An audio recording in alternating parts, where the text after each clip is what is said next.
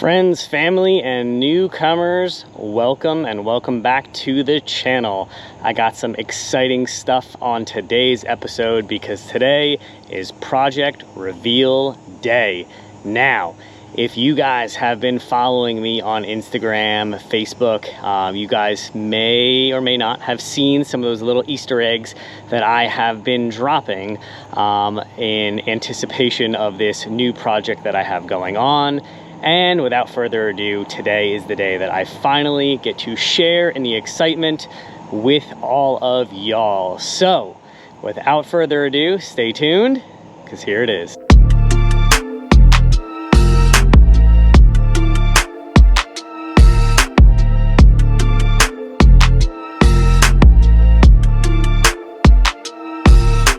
For those of y'all who DM'd me, yep, you guessed it, it is a chassis. For those of you guys who had suspicions, whether it was another vehicle that I was gonna bring and drive in, or it was a chassis, now you guys know. This is a FABN801 Rock Lizard Trail Lizard chassis with the U-door. I'm gonna get this thing out of the garage, do a quick little walk around, and then wheel it back in just so you guys can kind of see it out in the light, get the full perspective, and then I will talk a little bit more about this project, this build, and what is to come. Check it out now.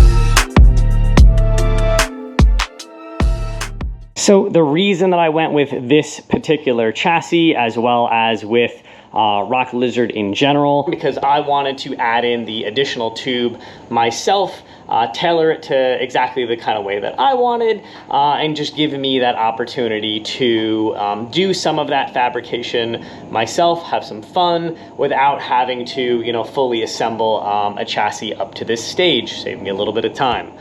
Now, from video, and obviously when you're kind of comparing this to this looks a lot bigger, this looks a lot smaller because it's pretty much sitting ground level. And this chassis is smaller than this, and I'll kind of get into some measurements and specs in a second, but it is definitely a little bit bigger than, you know, what you guys would maybe expect from a two-seat, you know, kind of dedicated either comp chassis or, you know, just maybe a more two-seater hardcore chassis. And I wanted to kind of keep some of those creature comforts. I wanted a little bit more space on the inside just to be comfortable for me, for passengers, as well as this is going to be a three-seater as well with a rear bench, so my kids can kind of come out with me and continue on in the fun with another rig. So let's get into some of the measurements so you guys can know the difference between this and kind of get the full perspective. So for the YJ Buggy, from the height, so that is going to be the lowest point on the skid to the top of the roof outer tube, that sits at 56 inches tall.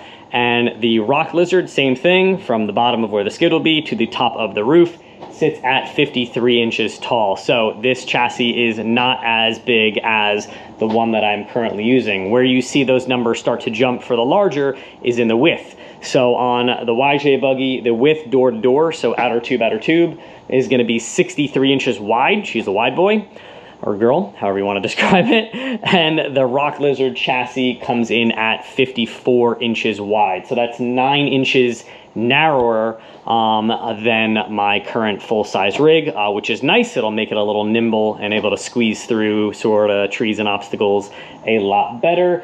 And then lengthwise, the YJ Buggy front bumper all the way to the back comes in at 155 inches long and the Rock Lizard is 138 inches long. So overall, not as tall, you know, not as wide, and not as long. So this is definitely going to be a lot more nimble. And definitely the goal is to keep it a little bit lighter than my full-size rig, but I still get the opportunity for some of those creature comforts and the added space on the inside than if I were to go to a rig that was maybe a little less in length and maybe like 52 or 50 inches in width. You know, things start to get kind of tight pretty quick. So I'm definitely happy about that. And that was the idea, because this is going to be a trail dedicated rig with the idea of just, you know, having fun and being comfortable. So what is all going to go inside this thing? You guys have, if you guys have been following my Instagram, you guys definitely have seen the axle and the motor posts. So let's talk drivetrain real quick. So I have the 5.3 LS behind me. That is going to start going back together in the next couple of weeks or month or whatever, when I kind of get around to it. That is going to be sort of the main beast in this particular rig. Behind that is going to be a Turbo 400 and then an Atlas case, and that will kind of line up the drivetrain. The front axle is going to be that Kingpin, where is it, right there? Kingpin 60 that I've been posting on. That bad boy is going to go into the front. The rear is up in the air and it is undecided at the moment. Maybe something fancy, maybe not, I don't know. You guys will have to see. More to come on that down the road. Still kind of debating on what that looks like, but as far as suspension goes, it'll be 4-length front and rear, ORIs all 4 corners, you know, and then all that miscellaneous kind of stuff that is going to come along with it.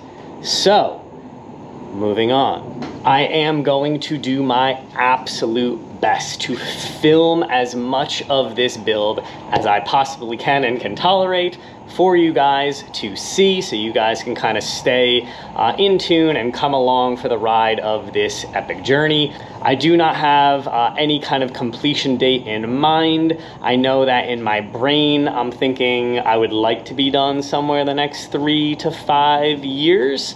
Thinking about kind of calling this project midlife, because by the time I'm, you know, done with it, it's definitely considered a midlife crisis or something midlife. But anyway, I would like to, ideally, if everything aligned up perfectly and I could somehow manage to get this done in the next 3 years, that would be my absolute goal. If it does go a little bit longer, so be it. A lot of the stuff that I'm going to be doing on this thing, I'm going to be doing for the first time. So it is going to be a learning process for me, and I have been dreaming of doing a build like this for a long, long time. So super stoked that that time is now, but I am not looking to rush anything. So I am not going to go ahead and put or commit to any dates as of yet.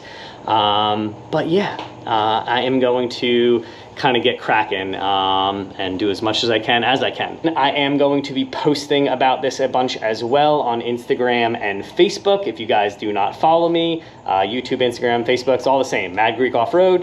Definitely feel free to follow along.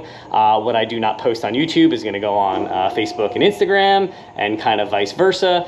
So there'll be a nice array of things that you guys will kind of be able to tune in on as to this build. So in my current rig, no doors, straight bar across. You got to kind of pretzel yourself to kind of get in. I can do it, no problem. If I have, you know, other friends or family with me, it is hard or not hard depending on, you know, kind of who they are. But kind of forward thinking down the line, and since this is kind of a newly dedicated trail rig, the U-doors are pretty dope. Aside from aesthetically looking cool, just makes it nice and easy to get in and out for both me and my passenger. You know, I probably haven't advertised this too much, but friends, family who do know this, you know, I've had knee surgeries in the past. I've broken my femur. I have a rod in my left femur that goes from like knee to hip. You know, so it is not the most enjoyable for me to kind of pretzel myself in, although I can do it and I don't mind doing it. I am very much so looking forward to using these U-doors and just making it kind of nice, easy swing in and swing out. And, you know, just for a dedicated trail rig, I think personally, that is the way to go. So, U-doors, super stoked.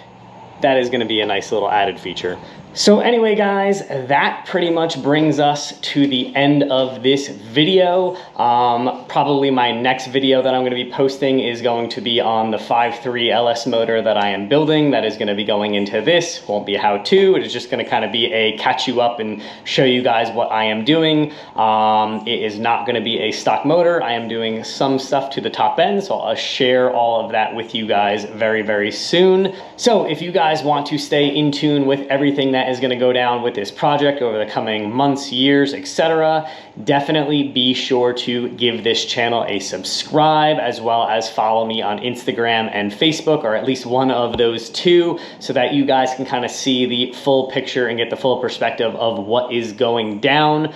I am excited to dive into this project and to get things going.